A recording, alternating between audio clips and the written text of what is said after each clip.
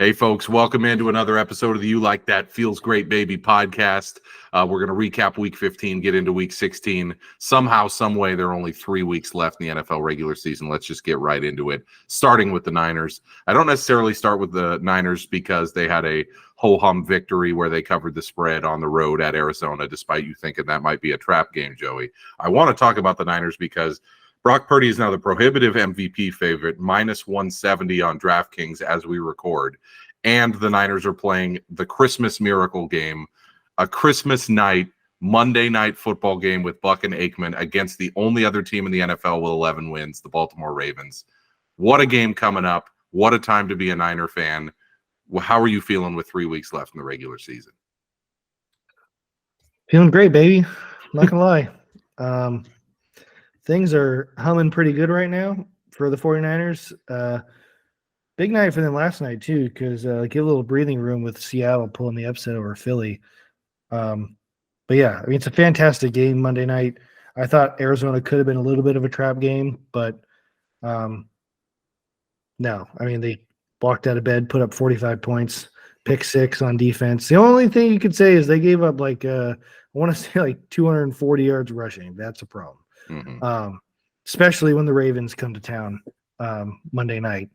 But hopefully maybe they get some guys back. I know Hargrave and Armstead missed, which is why we were gashed in the middle a bit. But yeah, a B- performance, and they still won by 16 points.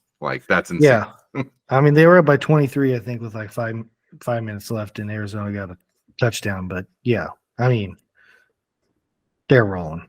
I mean, I just don't know how many different ways you could say it. I don't remember, even when the Chiefs were last couple of years, I don't remember them being this clearly, because you could always argue a Buffalo or Cincinnati or even a Philly or even the Niners recently. The league as a whole seems down a bit, partially due to injuries, partially due to probably just poor play in general. Mm-hmm. But yeah, if the Niners, which it looks like they just have to win 2 out of the last 3 now, not all 3, mm-hmm. To get the 1 seed. I mean, 2 home games and a Super Bowl in Vegas. I mean, it's right there for them. Who in the world is coming to Levi's in January and beating them in the NFC? I can't see it. That Philly is why the Niners are now minus 240 to win the Super Bowl. They're minus 115 to win the NFC, which basically means they think it's more likely than not that the Niners are going to the Super Bowl, which means they're obviously down on Philly after that loss last week against Seattle and the week prior against Dallas. And they're really down on Dallas after their shitty performance against Buffalo. So right now you're looking at the NFC, and it's as long as everybody stays healthy, and you did have a scare with both Purdy and McCaffrey in that Arizona game, as long as everyone stays healthy.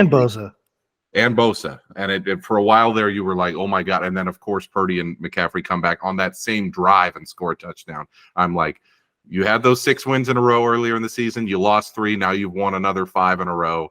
It's starting to feel fully like the team of destiny, because I don't see anybody in the AFC that's going to compete with them either. I mean, the only one I would say at this point is the Baltimore Ravens coming to town next weekend. That's it. I don't think anyone else. I mean, maybe Buffalo, which is crazy to say because I think they're so hot and cold. But when they are hot, I mean, they're as hot as anybody. But yeah, they aren't playing any home games, which I don't know how you get to the Super Bowl playing all road games. I mean, the Bucs did it a few years ago, but that was with no fans in the stands. I mean, they might win the division. It's possible. They need Baltimore to beat Miami. Where do they play? Dallas and Miami. Well, no, Miami. Who do they play? Oh, yeah. Miami plays Dallas and then Baltimore. Yeah. And then they get the Buffalo game. Yeah. In Miami, at least for 2 of those, but still pretty crazy situation there, because Baltimore, obviously they want to win this game on Monday night, but you're catching them at a good point too, because next week they host Miami, and that game is basically winner gets home field advantage anyway. So Baltimore may treat this game hey, we don't want Ronnie Stanley to get hurt. We don't want Lamar Jackson to get hurt. We don't want they may just play vanilla, this whole time. And it doesn't sound like something John Harbaugh would do, but this is a game that doesn't really affect them. It's out of conference for those kind of tiebreakers. Their big game is actually week 17. This is pretty wild, the way that this is shaping up to be the game of the year. Oh, did you hear Buck? last night saying that it's the first ever Monday Night Football game between teams with 11 or more wins. That's pretty incredible. I mean, I can believe it because I feel like Monday night's been kind of dud for like a few years now. Mm-hmm. But yeah, I mean, it's a fantastic game. I mean, if you're ESPN, you're just cash cow. Oh yeah. And the Niners are -4.5. We'll get to that later in the picks. I am leaning towards adding that to the picks. I got 7 games that I actually want to bet on.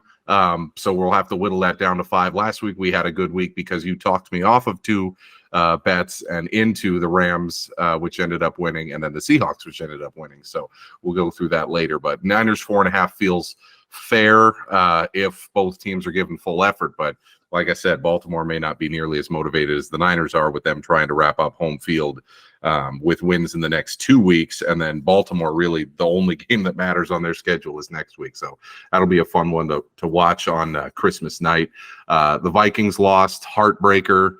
I got a lot of texts during that game from my dad, from my brother, from Vikings fan friends that involved firing Nick Mullins, perhaps shooting Nick Mullins. We don't talk about Nick Mullins like that. We don't do that. I mean, he made 3 or 4 I mean, incredible that plays. I saw that pick. I think the one you texted me, I was busy that morning. I didn't watch too much of the game in real time, but yeah, and then I looked back and said, I was like, oh, that's what he texted about. Oh yeah, that's yikes.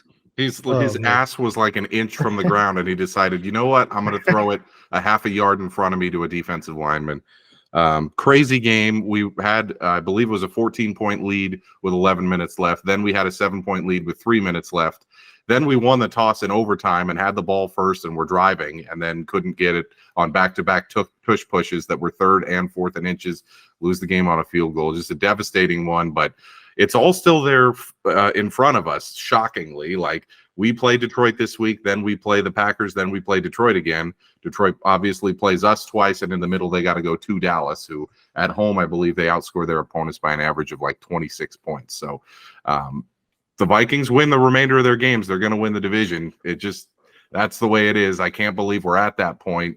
It really wouldn't have changed anything had we won against Cincinnati, other than, hey, maybe we'd be a better seed in the wild card game. But it looks like basically the way the NFC is shaping up right now, if we make the playoffs, we will just play Detroit again, whether it's winning the division and they're the 6th seed, or us as the 6th seed wild card playing them as the 3 seed. So we're on a collision course with Detroit. It starts with this week. Detroit's -3.5 at the Vikings. This is going to decide the North, basically. If Detroit wins, they clinch the division for the first time in 30 years. Big game. I do look at the Vikings, though, +3.5 as one of my best bets, possibly, just because Flores is going to give Goff hell. Like, all these quarterbacks that we've seen facing Flores the last few weeks cannot put any points on the board because their quarterback's always on his back. So I lean Vikings here. I have been very pessimistic about us the last couple weeks, but I'm feeling good about this spot. I think Detroit is flying high after that win against Denver, and I really think this is a good time to catch them. Yeah, I mean, I'd feel a lot better if Minnesota, if their stadium wasn't indoors, because Jared Goff would be pretty cold, and he plays a lot better in a dome. But yeah, I mean, it's because I saw that too. I was like doing the math. I'm like, there's a chance this could be like a baseball series, like play 3 times in 4 weeks. Yeah. Like, has that ever happened? I mean, yeah, there was this is 2012. We beat the Packers to make the playoffs, and then played the Packers the next week in the playoffs and got crushed because we had to start Joe Webb. I remember that, but like, 3 times in 3 and 4. It's insane because they don't even really ever do like because the Niners just did the Seattle like sandwich around Philly, and like I was like, that's pretty like rare. I've never seen like division that close. And the only way you could get back to back is if you play week, whatever it's been, week 16 or week 17 or whatever the last week of the season is, and then the wild card game. But in my opinion, would be that helps wild. The underdog, right? If you familiarity over and over, that helps the underdog more than it would the favorite. Yeah. Although I heard someone say this one time, they're like, it's hard to beat a team like 3 times in a year, and this guy, it was an NFL player, I forgot who it was, but he's like, not if you're better than them. It's true. And the I'm Lions are clearly better than us. Like, because so. I heard that last year when the Niners played Seattle in the wild card, and I even thought it like, are we gonna beat Seattle 3 times in a year? Like the Niners had just struggled against Seattle forever recently, and then like, are we gonna beat them 3 times in a year? And someone said like, some player, it wasn't like on the team or anything, but said it's not hard to beat a team 3 times if you're better than them. And I'm like, okay. Which they are. So like, yeah, I mean. But I don't think Detroit is that much better than Minnesota. I mean, especially if Minnesota was healthy, but they're not with Kirk done.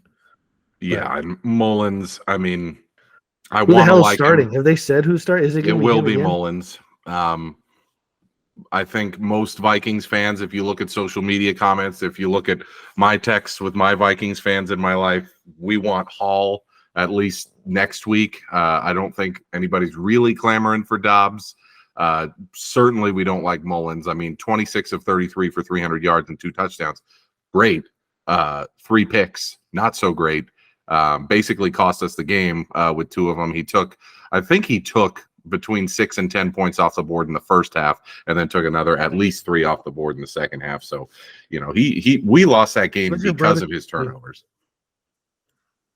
Would your brother text you just like, Vikings suck. I hate you. You're going to lose. Yeah, that's what he said. No, I think he was like, bring in Dobbs, and then he was like, bring in Hall, and he's basically just like, and my dad too, they were both like, what is this tire fire in the second half? Because the defense was unstoppable the last 5 weeks. Starting with the Denver game, they were great. Then the Chicago game, they kept us in it when the offense was just absolutely awful. And then we pitched a shutout against the Raiders, and I'm thinking, oh my God, this is the best Vikings defense we've had since probably the early 2000s, maybe late 90s. And then through this game, I think it was 3 quarters and then another 3 or 4 minutes of Cincinnati possession, we had given up only 3 points. And I was like, this is elite. This is the best defense we've had in 25 plus years. And then it all just fell apart there in the fourth quarter against Jake Browning, who I don't know if you saw his celebration on the sideline. He's like, I saw it. They never should have fucking cut me. I'm like, I think that's like, that stuff's like cool. Cut like, but like, wasn't the regime like not? That's what I'm saying. Is like, it's not those people. It was Rick. Like, I just want to be like, who are you yelling at? Because they're not here. There is not one person. Yeah, like no one on that field or in the press box is associated with your employment vis-a-vis Minnesota Vikings. Mike Zimmer is not there. Rick Spielman is not there. I get it, but Jake crazy. Browning is making himself a lot of money. Yes, he is. He'll be the Minshew of next year. He'll start for somebody. He'll get the hell of a catch by T. Higgins too. I've never seen a guy catch the ball. And again, if he does, that's another one. If he doesn't make that play, we probably win that game. That was just insane. The whole thing where he spun the ball around over the pylon in the act of making an insane catch. That was crazy. Devastating loss in terms of like, hey, we should have won it, but it's all still there in front of us. I think I like our chances this week. We'll see what I say next week. If we get boat raced by Detroit. What's between the 2 Detroit games? Sunday Night Football at home against Green Bay, which I feel comfortable about that one. I think Green Bay is in the tank right now. Also, 2 home games and then to finish in Detroit. My dream scenario is we win both, and then Dallas Sunday Night Football again, and then we'll be Sunday Night Football again for the division. For the right to play Detroit yet again the week after. That would be fun, but we'll see. I got a feeling that game might be a lot of pressure on Detroit. Yeah, I mean, you don't want to like not just lose a division, but like if you don't, like you have to play them again. I mean, you would have lost twice. Yeah. And you avoid that home playoff game that Detroit fans have not seen in 30 years. That would be crazy. But I think Detroit wins the division comfortably. I want to see us. You're like objectively, yeah. But objectively, we're fucked. But that's why they play the games. Let's do a quick run. Why they play the games? Yeah, let's do a quick run through it next week. Take a look at some of the lines we think we want to make a pick on, and maybe make some comments about some of our possible Jack in the Bum of the Week candidates. Thursday Night Football is actually a really solid game. New Orleans at the Rams. Rams are favored by 4. Both teams on the playoff bubble. Both teams 7-7. This is a game where I think the winner is likely into the playoffs. The loser is likely out. I think this probably shifts, playoff odds at least 50% for both teams. I think if the Rams win, given their remaining schedule and given that the Niners probably won't need that Week 18 game when they play, I don't know. I think this is a good spot for the Rams if they win this one. So New Orleans catching 4 here. I guess if I had to bet on this game, maybe I'd bet them +4. The Rams looked, really good the last few weeks. I guess I would lean New Orleans here. Do you have a pick? You've been a little higher on the Rams than most. I'm pretty high on the Rams, to be honest. I think they win. I would think they cover. Yeah, Nakua's been really good. I mean, they're playing really. I mean, honestly, as much as success as the Niners have had against the Rams, again with that one that mattered the most. I would not want to play the Rams. Like if I was like a team like Detroit or Philly, again, I'm assuming the Niners win 2 out of their last 3 games at least to get the 1 seed. So whoever gets the Rams, if they keep and make the playoffs, I would not want to play them. Especially with the whole Kyron Williams thing. Out of nowhere, he's all of a sudden one of the top 6 or 7 running backs in the NFL. Like last week, what did he put up? 152 more on the ground. Like every week. He's not built like he's a smaller guy, but like you look at his numbers and he's like every week damn near like at least 30 touches, like $150, couple touchdowns. It's like, okay. He's carried me to the fantasy playoffs in 2 of my leagues. That guy has been a beast. And like I said, I think New Orleans, just because it's a dome and Kamara can get going, I think maybe they put some points up. But you think that the Rams probably cover here. That's a good game, especially compared to the Thursday games we've gotten recently. That's a really good one. Those teams and compared, I think, to the last 2 we get, or last 1 or 2. Oh my God, Jets, Browns, horrendous. Yeah, we got to get a good one there. So that'll be a good one in LA. Saturday we got 2 games, both really not great ones. I guess Cincy at Pittsburgh. Cincy -2 is an elimination game, although Pittsburgh is basically already dead. And then Buffalo at the Chargers. So this line opened up Buffalo -14, which I thought was a little nuts. Like obviously the Chargers with Easton Stick coming off of a game where they gave up 63 points, they should be big underdogs. But 14 for a Buffalo team that's just starting to figure it out after a bit of a midseason lull there. I thought that was crazy. They were down 42-0 at halftime to the frickin' Raiders. But now they're at home where there surely will be no Buffalo fans in that stadium. I mean, good. I'm glad Peacock got this shit game. Stop putting the games on streaming only. Yeah, nobody wants that. Nobody's going to be tuning into Peacock to watch this game. Maybe if it was one of the good, Sunday morning games, it'd be worth it. But I mean, Buffalo at the Chargers, that line has moved down to 11.5. I'm not touching that one. I think Buffalo should win comfortably, but this is another one of those sandwich games where they played a big game last week, then they got big games coming up. This is like a slight trap for them, but they basically have to win all of their games to ensure that they make the playoffs and have a chance maybe to win the AFC East after all that. The Sunday games, there's not a lot of great ones. It's really Monday Night Football that's the big star of the show. The best one probably on Sunday has just lost some luster. That's Cleveland -1 at Houston. Schefter reported today that it's unlikely Stroud plays in that game, so it went from Houston -2.5 to Cleveland -1. Flacco's been really freaking good. He had 2 really bad picks last week, but also made some plays down the stretch to Njoku and Cooper that basically single-handedly won them the game against the Bears. So Cleveland -1 there. That's a wild card changing game. Do you like either side there? Do you think either of these teams has any chance to go deep in the playoffs, or is this just one of those late season, like who's going where games? Yeah, I don't think it has too much impact on the big picture. Kind of like a what if game if these teams were more healthy. But yeah. I lean Cleveland maybe just a little bit. Cleveland -1. The way that Joe Flacco is throwing the ball really well. And this goes to show what Brady has been saying on all of his media appearances, that the quarterback play in the league is down. The league play as a whole is down. If Flacco can come in off the street and be this good, that's not great for the product. I just saw some of the highlights, and he'll just stand there and it looks like he flicks it. I'm like, did that ball just travel 55 yards in the air? He Like- still has the cannon, the arm cannon. I mean, Like, it's effortless. And nobody in the league still, 10 years after the elite debate with Flacco, nobody throws the arm punt quite like him. Like, he literally throws one that almost scrapes the ceiling and then drops like either at or over the receiver 55 yards down the field. It's insane that he can still Brady do it might at be 38. right. He might be right.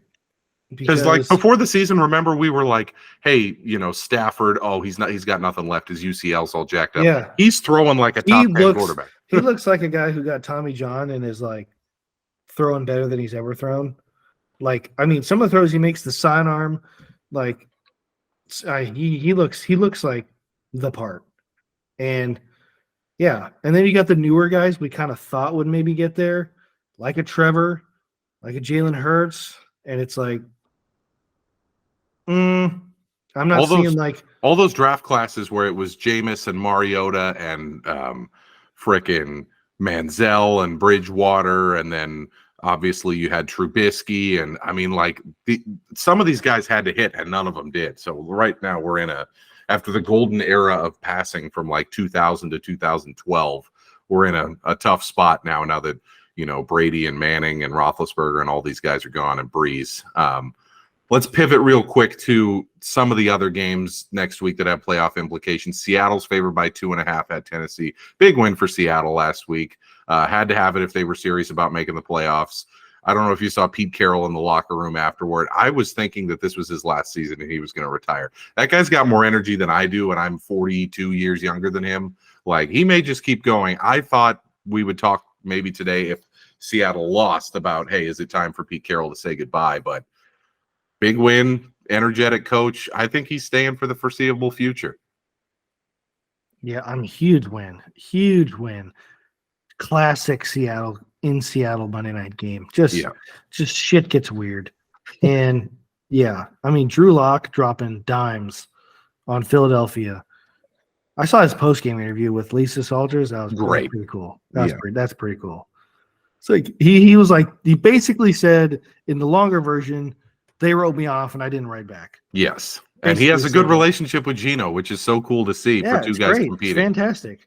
Because you see, like, Drew Lock just gets shit on in the media, and like some of it's probably deserved. He probably was young and immature at the time he was drafted, but hey, probably, I assume he's older. I can like check my sources, but I think he's older than he was years ago. And yeah, I mean, because like that's probably the highlight of his career. Like, is he going to have a better moment than that? No. More than likely not. He might, but like most guys don't even have that moment. So to get that moment on Monday Night Football, to beat, I mean, he went like 90 yards under 2 minutes with what, 1 or 0 timeouts? Yeah.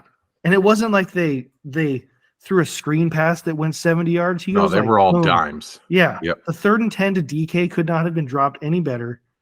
And then the touchdown. I mean, hell of a catch too. Yeah. JSN with an unbelievable catch. But that throw, when I saw it, I was like, whoa. Yeah, huge for them.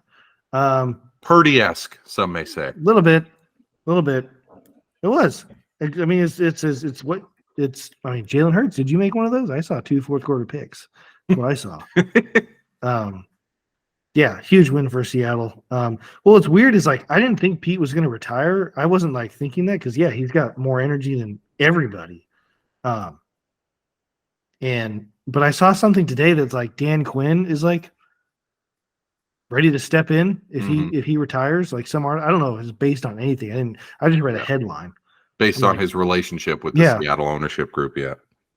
I'm like, yeah, I don't see Pete retiring. I mean, unless he wants to, sure. I mean, I'd want to work less if I was super rich.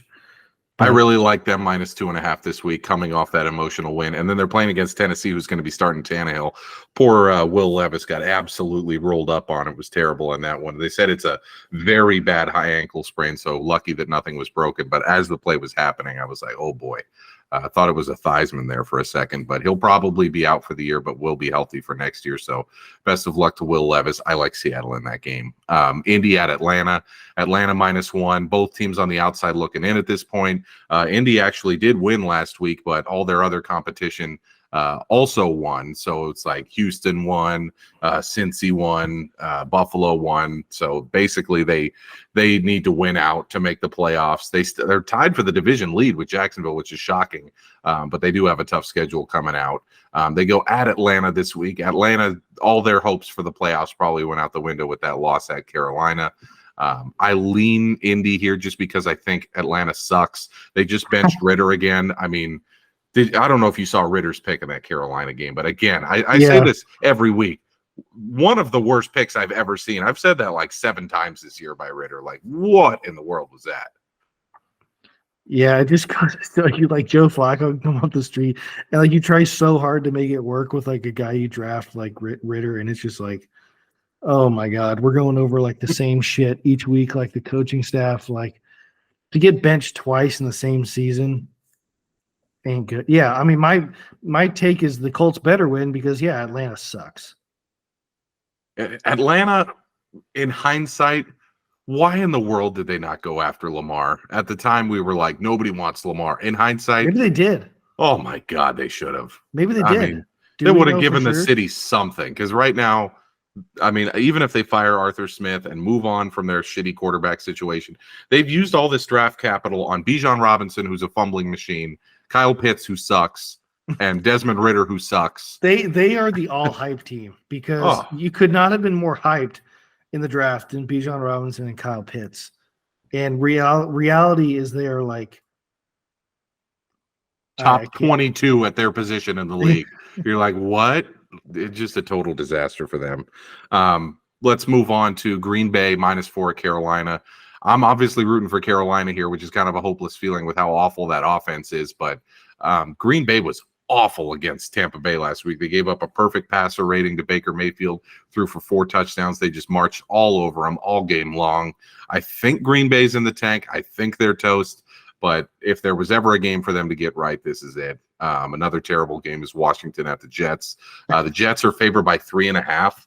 I am really leaning towards picking Washington plus 3.5. I don't think the Jets should be favored by 3.5 against the California School for the Blind. Like, they cannot score points. Like, that's a really shocking line for me. I would take Washington. I'm Rowboat Ron. We'll give you one last ride on the fucking You Like That Feels Great Baby pod. I might pick Washington this week. The game that everyone's going to be talking about, though, is Dallas at Miami. Miami's favored by 1. That's by far the best Christmas Eve Sunday game. Tough test for both teams as the playoffs approach. Right now, it's a dogfight for Dallas and Philly for the division. They split their matchups against each other. And as you said, Miami all of a sudden's got Buffalo breathing down their neck. So this is the game of the weekend. This is one that I think everybody in America is going to be watching. This could be one of the highest rated regular season games in recent memory. It's America's Game of the Week on Fox, of course.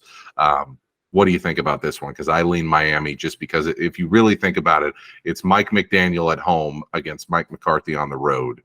I kind of lean Miami there. I think Miami rolls because Buffalo ran the ball up and down on Dallas last week, and Mike McDaniel saw that.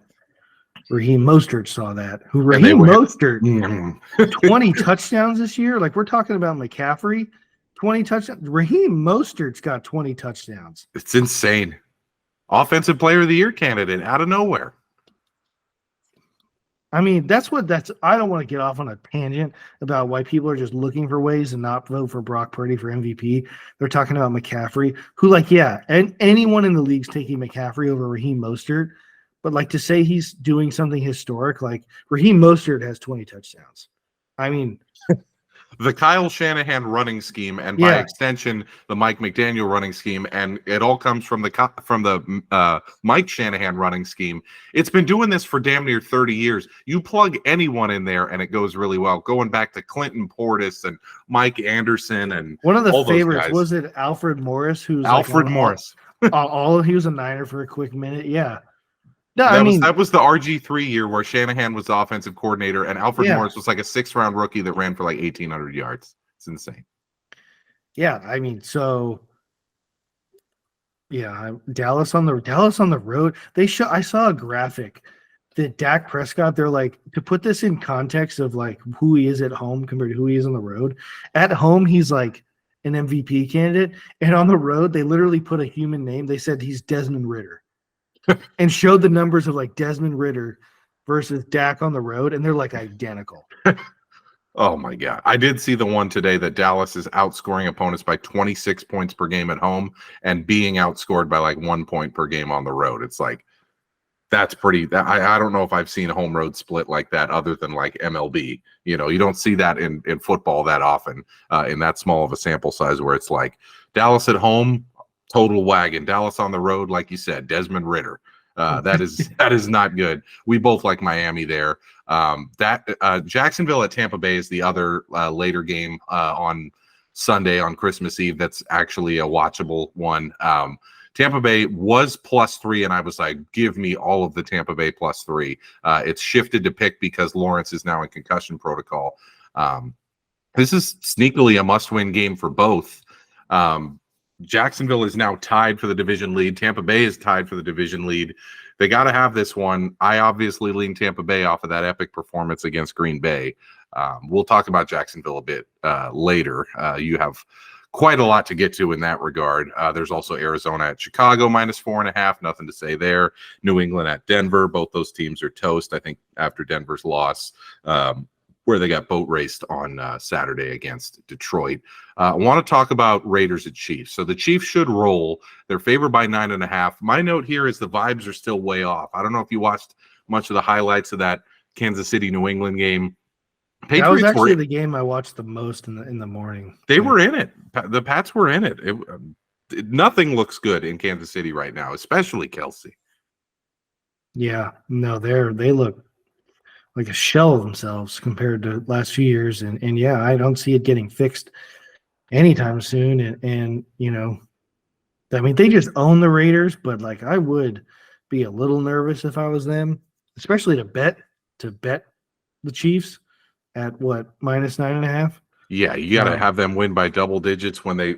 I mean, every drive where they're scoring points, it is a laboring drive. It's like there's no big plays for them anymore. No, and Kadarius Toney with another just. Yeah, I saw Mahomes say I could not have put it like in a better spot. Yeah, Chiefs.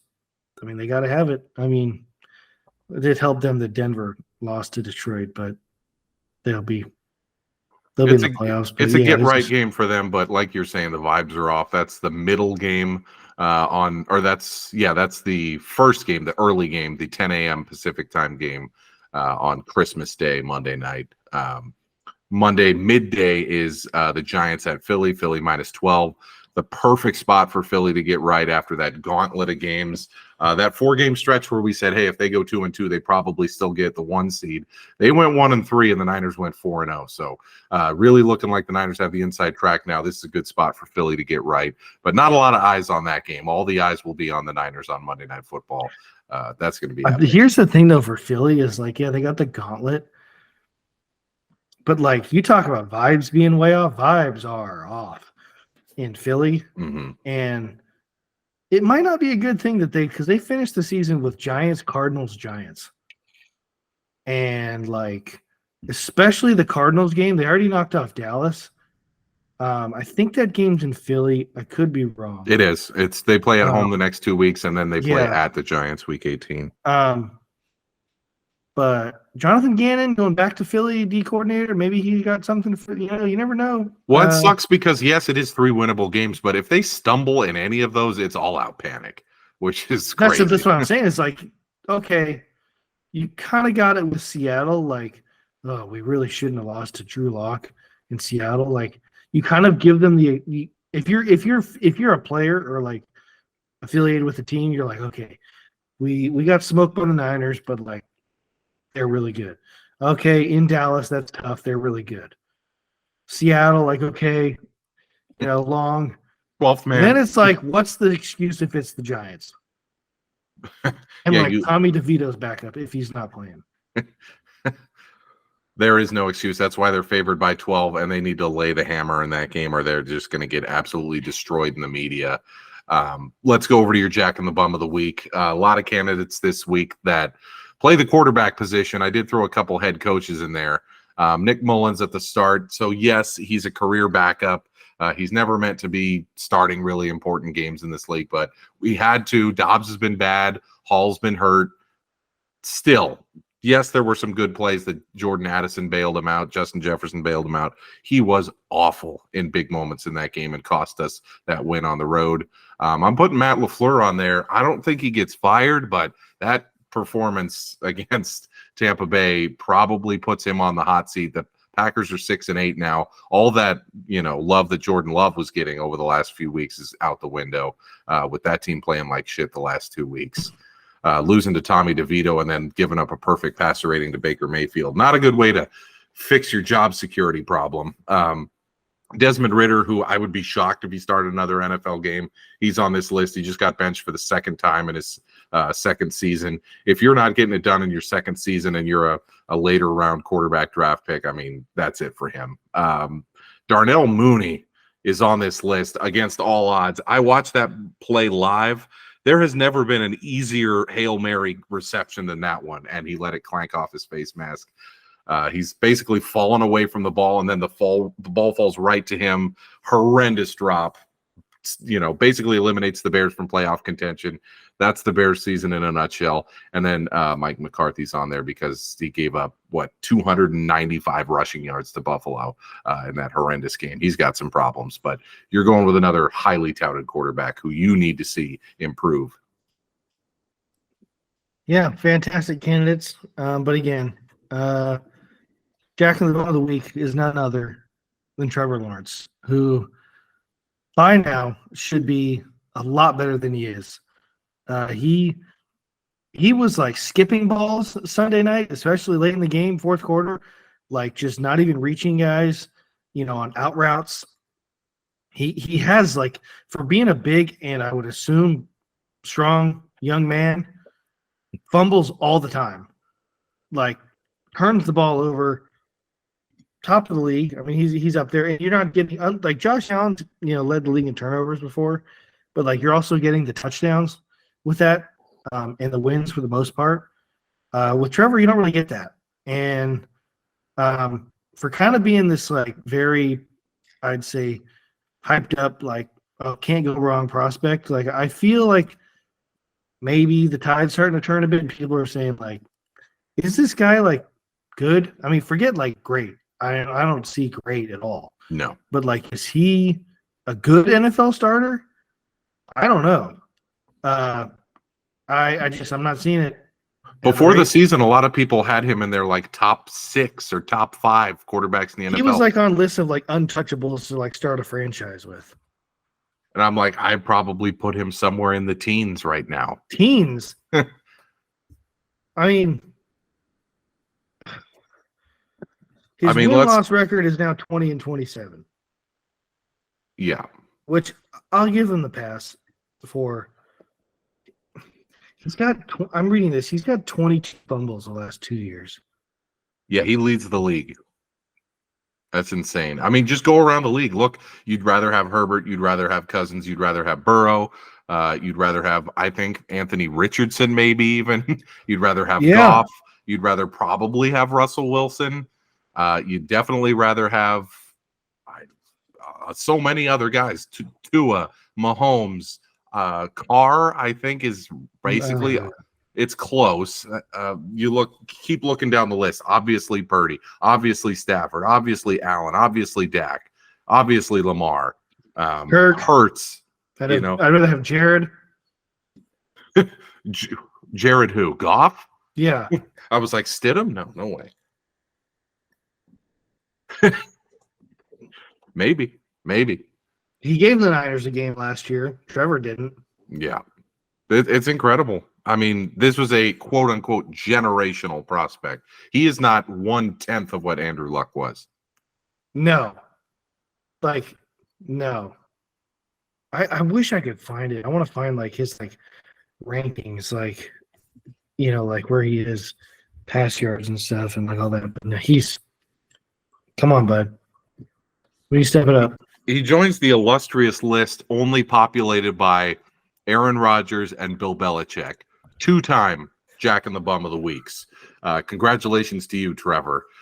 joining an elite I mean, it's fraternity. Rodgers and Belichick. Maybe he's trying to get it. Yeah, I mean, you got 2 first ballot Hall of Famers and then Trevor Lawrence. So there's Trevor, Joey's Jack in the Bum of the week, in a week where he fumbled on a non-contact play and basically lost them the game against Baltimore on Sunday Night Football. Let's go to the You Like That picks of the week. Joey, I'm going to need your help again because we did well last week by taking your advice. We went 4-1. We got there with the 2 picks that you contributed, the Rams, who covered easily, and then, well, they almost blew it at the end, but they were ahead at one point by 21. They covered the 6 against Washington, and then Seattle, who won outright on Monday Night Football. We also won with 2 others and lost with 1 other. So let's keep it rolling. We're 39, 32, and 4 so far. I got 7 candidates here for picks, and I want you to eliminate 2 of them. I got Seattle minus 2.5 at Tennessee, Washington plus 3.5 at the Jets, Indy plus 1 at Atlanta, Miami minus 1, which is an absolute lock against Dallas, Tampa Bay at Pick'em against the aforementioned Trevor Lawrence, and then I like the Niners minus 4.5 and the Vikings plus 3.5. So let's knock 2 out of there and let's decide on our 5. What do you think? I like it.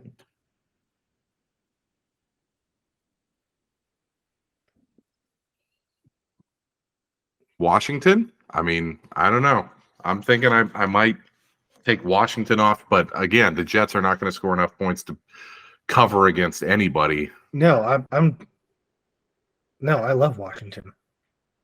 Okay, so if we have to decide between, let's say, Niners, Vikings, Tampa, and Seattle, because I don't want to take Miami off, I don't want to take Washington off. I guess we could take Indy off, but again, Atlanta sucks. They suck. I'm going to take Tampa off on the off chance. No. I'm going to take them off just because there's the off chance Lawrence plays. So between the Niners and Vikings. I see. It's funny. I would have left Tampa. All right, let's leave Tampa on. So then Seattle, San Francisco. I'm not going to lie. Lamar Jackson. Against an NFC team? That scares me. We just gave up 1 billion rushing yards. And I don't think those guys are coming back. And what are we going to do? Finish the season on the win like a giant winning? We're going to lose one of these games. So then it's Seattle minus 2.5 and the Vikings plus 3.5. Seattle on the road, but playing a much worse team. That's a tough one. It's going to be Tannehill starting in that one. Let's avoid taking our boys. Let's get the Vikings out of here. Let's just go with what we started with. No, we don't want to bet on or against our own teams. No, that's what I meant. I liked the list. All right, so we're 39, 32, and 4. We got to improve. We want to get back to 10 games over 500. We want to have a nice 56+% result, which means money in everybody's pocket for the season. So here they are, the Week 16. Can't believe we're already at Week 16. The Week 16, You Like That picks of the week. Seattle minus 2.5 at Tennessee. Washington plus 3.5 at the Jets. Indy plus 1 on the road at Atlanta. And then Miami minus 1 at home against Dallas. And Tampa Bay at Pick'em at home against Jacksonville. Joey, this is a feels great baby take that we workshopped before the pod. That we are going to get absolutely killed for this. But when you brought it up, I said, I agree. The floor is yours. All right, TikTok. What's going on? What's going on? Social media. Yeah, pose a question. Here it is. Because I know what I feel great about. But what is the difference between Jalen Hurts and Justin Fields? Oh, wait. The tush push? Tush push, roster, offensive line, coaching staff. Leadership skills. I mean, look at their stat lines from the last 8 weeks. Not a whole hell of a lot of difference. Justin Fields a better runner. Jalen Hurts, I don't know if he's injured. I don't know if he's sick. I mean, he said he was sick. They're just not getting their money's worth. Yeah, you said you were on those Eagles blogs, and that's all they were talking about. Yeah, his completion this year, 65.7. 19 touch. Like, see, I just can't give him credit for the tush push because that should go to the offensive line. I'm going to put their stats right here. All right, we're doing a side-by-side comparison of Justin Fields unanimously seen as a bust and Jalen Hurts MVP candidate. I'm not going to lie, they're actually not that close. But again, degree of difficulty. One's got Eberflus, the other's got 14 and 8 for Justin Fields. Yeah, it's 19 and 6. Okay, yeah, 19 and 12. Yeah, I was like, he's got way more. 19 and 12. He has 12 picks this year? Yeah. Oh, yeah. Plus, yeah, he's got 12 picks. 19 touchdowns and 12 picks versus Fields is 14 and 8, and Fields, I believe, QBR is 60 to 42 for Jalen Hurts. Okay, so that's a significant drop. Significant. But again, I think it's a legitimate argument. I really do. Like, you put Justin Fields in that offense, what are they doing worse? Winning, maybe. That would be my argument, is that Hurts is one of those guys who galvanizes a locker room while Fields hasn't been able to show that. But the skill set that Hurts has that isn't leadership that shines the most is short yardage running, which is like Fields is pretty good at that too. Yeah. No, I just don't see it. I don't see the difference between the two of them. I know the numbers, I guess, want to say, so, checkmate on that. But I don't see it with Jalen Hurts. I really don't. His numbers, his season last year. I mean, he was an all-pro last year. Like, okay, he had a hell of a year. As you say, once you have that third season under your belt and you get that massive contract, the expectations change, and he has not met them. Would you rather have him at his money or Fields at his money? Right. Fields making $7 to $8 million a year and freaking Hurts making 55 plus. It's tough. 12 picks. I want to see rushing touchdowns. Yeah, Fields has the much more dynamic long range runs, but obviously Hurts is a weapon in the short yardage. But I mean, how long is he going to be able to do that consistently? He's already clearly breaking down this year. We don't know if it's a knee injury or it's been sickness or whatever, but I mean, obviously massively underperforming his contract this year. People forget they are 10-4. Yes, they've been awful the last, 4 weeks, but they are 10-4. They still have a chance at, being the 2 seed in the NFC. But I mean, say they get bounced early, say your scenario comes true, they play the Rams and they lose in round 1.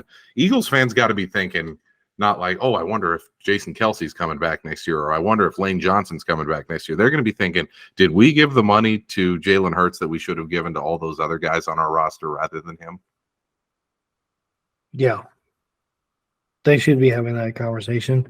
I mean, maybe it is a bit of an overreaction, but you just watch him throw from the pocket, and it doesn't look much different to me than Justin Fields. I mean, it's a strong take. It's one that, I think Eagles fans will be enraged at. I think Bears fans might too, because they're like, hey, this guy's freaking, I mean, I would love to see Fields' career record at this point. It's got to be like 10 and 30 or some horrendous number. But basically, at this point, I would say obviously Hurts is better, but he needs to show us something because he hasn't in the last 8 weeks. He has to turn it around. And really, he can't show us anything the next 3 weeks because he plays 2 of the 4 or 5 worst teams in the NFL. So it's like it's a no win for him, because if he shows something, whatever. But if he doesn't, oh boy. Yeah, then all of a sudden you're like, holy shit, they got to get it right, and they got to get it right quick. So that's Joey's Feels Great Baby, wildest take he feels best about currently. The gap between Justin Fields and Jalen Hurts is not as large as it appears. One last thing we want to discuss on the pod before we close things out. We didn't get to it last week. I had it on our list, but I wanted to talk about it. It appears that the Live PGA merger is off. Like all year we heard that this was going to happen. all of a sudden John Rahm defects to live, and it appears that American sports team owners like John Henry of the Red Sox and some of the other big name guys have pitched like $3 billion into the PGA in an attempt to revive it as a competitor to live. This whole thing is getting really out of control, and it's affecting the product big time. I don't know what league to watch. Like it's just terrible for the sport if half of the players are in one league and half are in the other. I don't care what sport you're playing. That's not good. I mean, the problem. Yeah, I mean, you just have everyone watch the majors, I guess. I don't think that's going to be an issue because, like I said last year, is like the Masters will always be watchable. U.S. Open, British Open, and the PGA Championship, and then the Players. The Players will lose a little bit if there's no live guys there, but everything else is now unwatchable because I don't know if you've tried to watch the live product. I gave it a little bit of a chance. It's awful. I mean, it's shotgun starts, so you don't know where. When you're watching the Masters, you're like, oh, he's still got 13 and 15 to play. And we know those are par fives. We know what holes the guys have ahead of them. When it's a shotgun start, you have no idea where everybody is and what they have coming up. And first of all, it's very hard to bet on, which I've learned. And number two, it's like, it's just an inferior product. Nobody likes the team aspect of it. And it feels like things are fracturing even more. Yeah, I agree. The format of live, and I don't like the music playing the whole time in the background. Mm-hmm. Like even just their graphics, the colors of it doesn't feel like golf to me. It feels like an arcade. But I mean, if all the players keep going there, like I don't. Who's left on PGA? Is it just Rory? Yeah, at this Scotty point, Scheffler. Rory and 48-year-old Tiger and Scotty Scheffler. That's about all we got left. Yeah, now with Rahm gone, Dustin Johnson gone, Koepka. I mean, it's brutal. I mean, it just shows that golf, not only is golf changing, but all sports are changing. We saw Adam Silver the other day kind of float the idea of foreign ownership of NBA teams, which if that shit happens, like watch out. The Saudi government and the Qatari government are going to buy every team they can get their hands on. So far, the NFL and Major League Baseball have done a good job of keeping, foreign wealth funds like that out of the league. But if Adam Silver says go ahead, like what we've just seen with Live could happen to the NBA, and that's a wild thought. How does it even work? I mean, it'd be one of those would things they where move like the Oklahoma City Thunder to Saudi Arabia. Yeah, the Dubai playing Thunder. league by themselves. No, I think they'd keep them where they are, like they have done with all the teams in Britain that they've bought. They bought PSG in France. They bought, Manchester City. They bought a bunch of teams throughout the European leagues that all of a sudden are just like superstar rosters, and they have also paid off like all these various places that are like supposed to impose financial fair play rules, where like this club Everton in England was docked 10 points and moved from like 10th in the league to like 19th into the relegation zone because they broke some financial rules. Manchester City have been charged with like 250 times greater financial fair play restrictions than Everton did, and they've just paid everybody off so that they don't get docked the points. So like you'll see these teams like PSG a couple of years ago where they have Messi, Neymar, and Mbappe, probably the three best players in the world at the same time. You're going to see that shit if this starts to come into American sports. We've already seen it with, hey, Rahm and DJ and Koepka are now no longer on American television because they got bought by Saudi Arabia. Imagine if you see, the Saudis be like, hey, Giannis, we'll give you $1 billion to come play over here instead. Like that shit is coming. I just don't know how you do that in a league with a cap. The other thing too is they may just start their own league like they did with the soccer. Well, I see that happening. Yeah, I can see that happening. Yeah, their soccer league. I saw this the other day. They're averaging 4,600 fans a game for their soccer league, and like these teams are running Yankee payrolls. It's like absurd. There's no profit loss. It's like Bishop Sycamore, but like reverse. It's insane.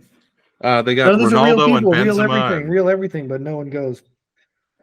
Totally wild. And I wonder how long they can get away with it. I wonder how long, because like that does prove that like this stuff is like kind of real to a lot of people. They don't just like it because it's professional sports. Like they like the NFL. Like they like it being like the way it is. Yeah.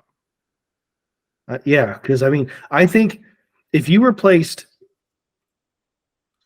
like, if the PGA Tour had literally nobody, everyone, but just basically was just the Corn Ferry Tour guys, and Live had everybody, like all of them, Rory, Tiger, maybe not Tiger. I think people would find Tiger to watch, but I think the PGA Tour with the minor league tour would have better ratings than like Live.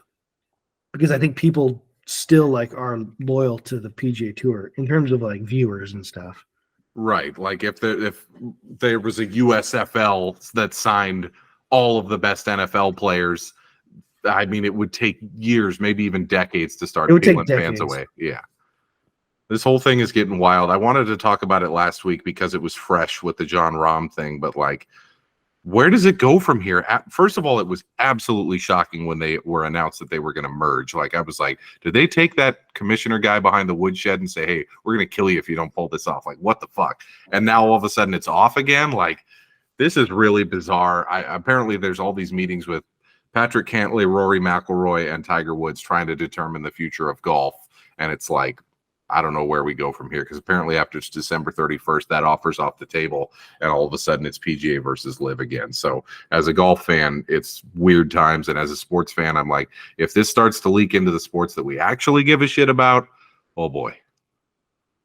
Yeah, I feel like it's just easier to do that with golf. Yeah. Yeah. Because it's so individual. Like, there's no way you can just like buy the NFC East and move them to Dubai, you know? Like, they would if they could, but they can't. I think guys like Jerry Jones are not going to allow that to happen.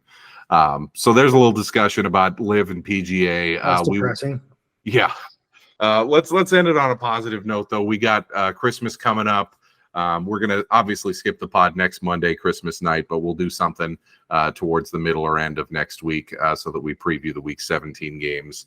Playoffs are almost here. Very likely to feature the Niners as the number one seed in the NFC. Possibly could feature my Vikings, Evan's Seahawks. You know, we're all positive around here heading into the holidays with our football teams still in the race. It's been great to have everybody listening this year. Happy holidays and Merry Christmas to everybody who has listened to us all year, who we've picked up along the way, those who like us on YouTube and TikTok and whatever. We so appreciate everybody sending us notes, comments, even if they're mean. We don't give a shit. As long as you're watching, Merry Christmas and Happy Holidays to you. Thanks for joining us on another edition of the You Like That Feels Great Baby podcast. We will see you next week after the Christmas Miracle game, which will be Baltimore at San Francisco. Huge game. Looking forward to it, and we'll see you next week. Sweet.